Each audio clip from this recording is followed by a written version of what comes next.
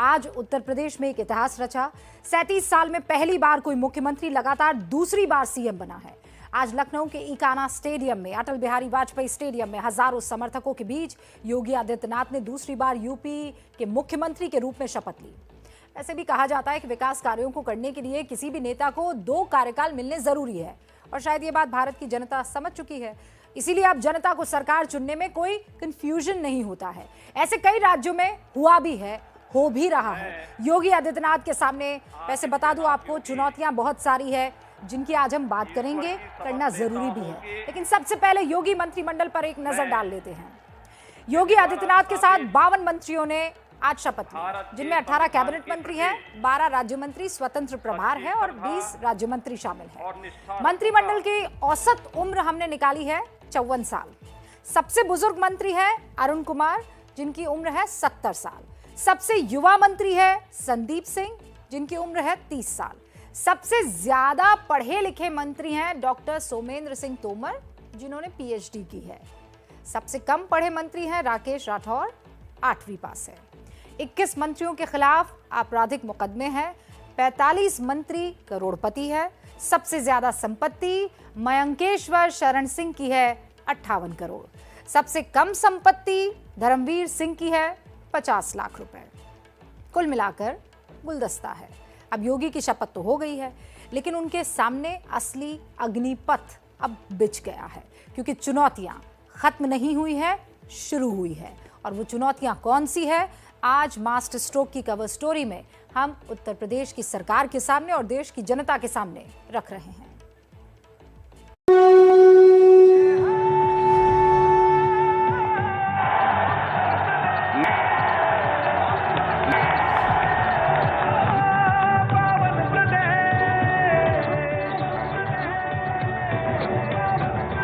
योगी की महाशपथ में प्रधानमंत्री नरेंद्र मोदी की ये एंट्री इसलिए खास थी क्योंकि इसमें 2024 के लिए कई संदेश छिपे हैं और उनमें से एक संदेश कॉन्फिडेंस का भी है,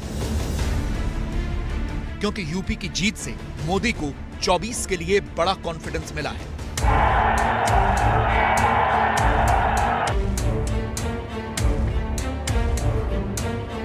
मंच सजा था। 65,000 लोग लखनऊ के इकाना क्रिकेट स्टेडियम में बैठे थे। बड़े बड़े वीआईपी आए थे। बीजेपी शासित राज्यों के सभी मुख्यमंत्री थे। केंद्र से भी कई मंत्री आए थे।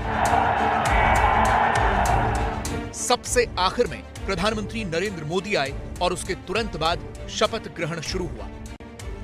सबसे पहले योगी आदित्यनाथ ने मुख्यमंत्री के रूप में शपथ ली। मैं आदित्यनाथ योगी ईश्वर की शपथ लेता हूं। शपथ लेने के बाद योगी ने दस्तावेजों पर हस्ताक्षर किए और सीधे मोदी से मिलने गए।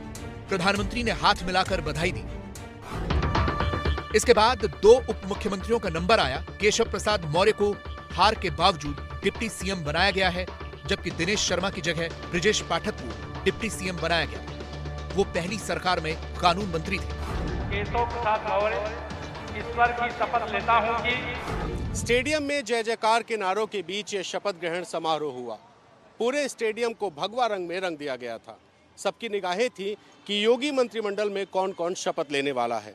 योगी कैबिनेट में 18 कैबिनेट मंत्री, 14 स्वतंत्र प्रभार के राज्य मंत्री और 20 राज्य मंत्रियों ने शपथ ली। इनमें भाजपा के 50 मंत्री थे, जबकि एक मंत्री सहयोगी दलों को दिए गए। योगी के नए मंत्रिमंडल में 6 ऐसे चेहरे हैं जो किसी भी सदन के सदस्य नहीं हैं, फिर भी उन्हें मंत्री पद से नवाजा गया है।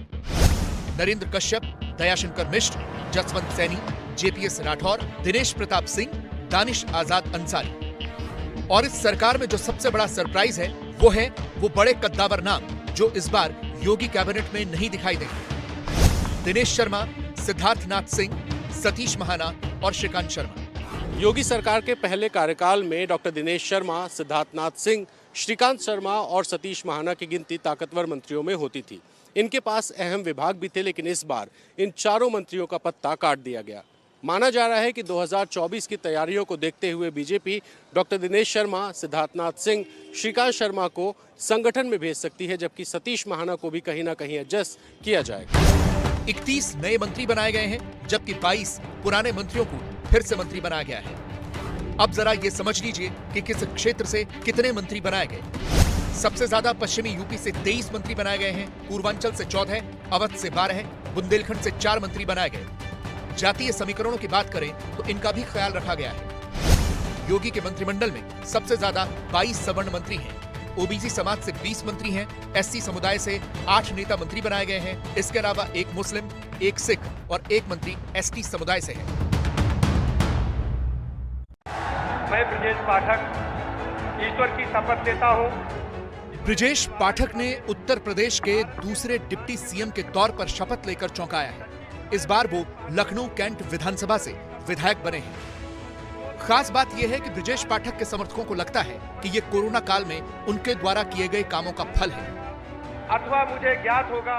ब्रजेश पाठक जी हम लोगों के दिल में बसते हैं, हर तरह की मदद करते हैं। 5 साल अगर किसी मंत्री जी के यहाँ भीड़ रही, जनता की सुनवाई हुई, कार्यकर्ता की सुनवाई हुई, वो आदरणीय हमारा ब्रजेश पाठक जी थे। इनका व्यक्तित्व बहुत ही सराहनीय रहा है। कोरोना जैसे कार्यकाल में पथ पत्नी ने एक एक गरीबों के लिए खाना से लेके हर सुविधा।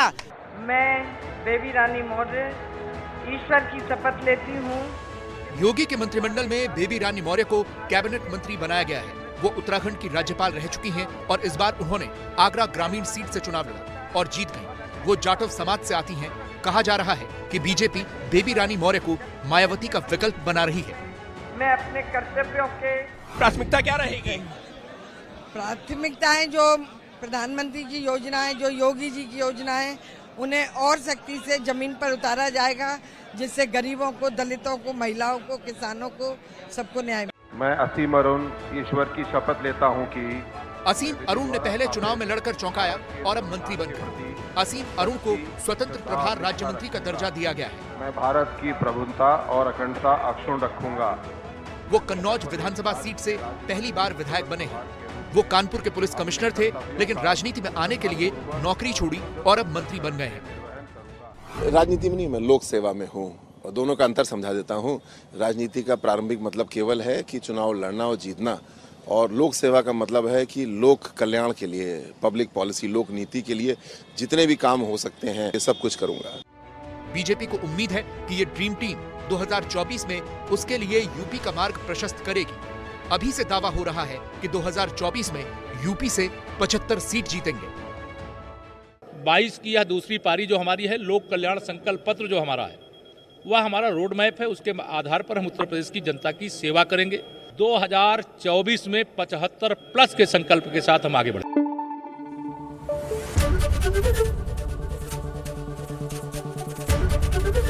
एबीपी न्यूज आपको रखे आगे।